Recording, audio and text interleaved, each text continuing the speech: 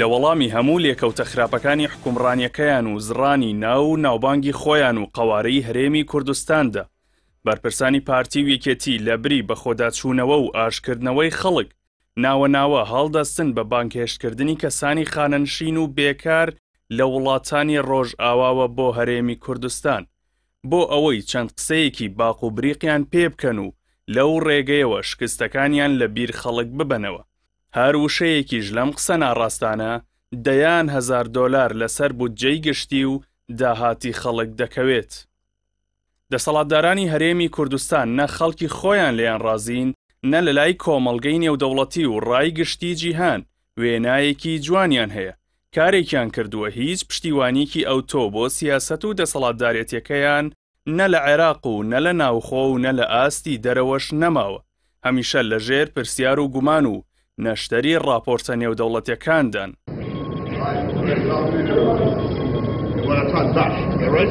ئەوەی جێی سەرنجە قسەکانی ئەو سیاسیە پیر و پەککەوتانە لەبارەی کورد و قەوارەکەیەوە هیچ جێیەک ناگرێت و دۆسیەی کورد لە ئاستی فەرمی و دیبلۆماسی هیچ ناباتە پێشەوە. تەنانەت بەشێک لەو کەسانە لە مەیدانی سیاسەتی وڵاتی خۆیان ئاوت کراون و هیچ ڕۆڵێکی ئەوتۆیان نەک لە ئاستی جیهان بەڵکو لە نێو وڵاتەکەی خۆشیاندا نەماوە.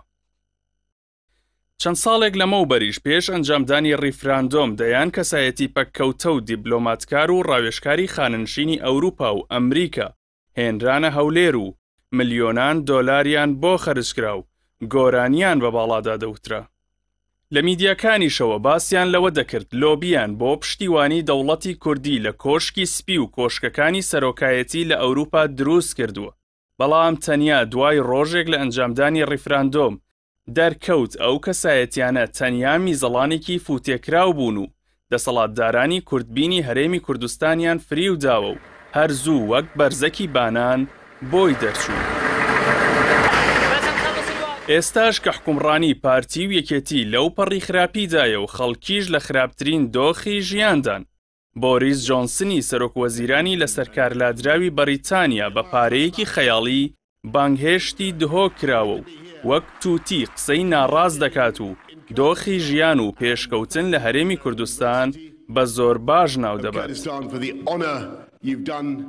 بە پێی بەدواداچوونەکانی پەیام بۆریس جۆنسن کە لە سەردەمی ڕیفراندۆمدا وەزیری دەرەوە و دواتریش پۆستی سەرۆکوەزیرانی بەریتانیای وەرگرت یەکێک بوو لەوانەی بە ئاشکرا دژایەتی ڕیفراندۆمی سربەخۆیی کوردستانی دەکرد و جەختی لە یەکپارچەیی خاکی عێراق دەکردەوە.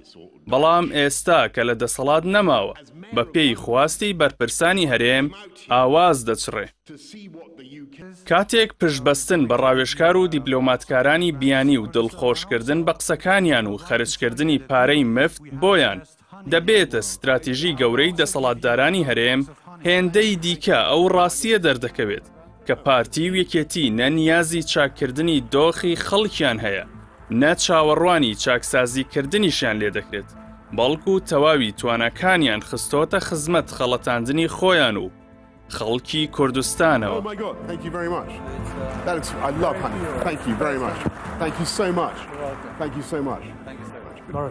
much indeed. Very good conversation.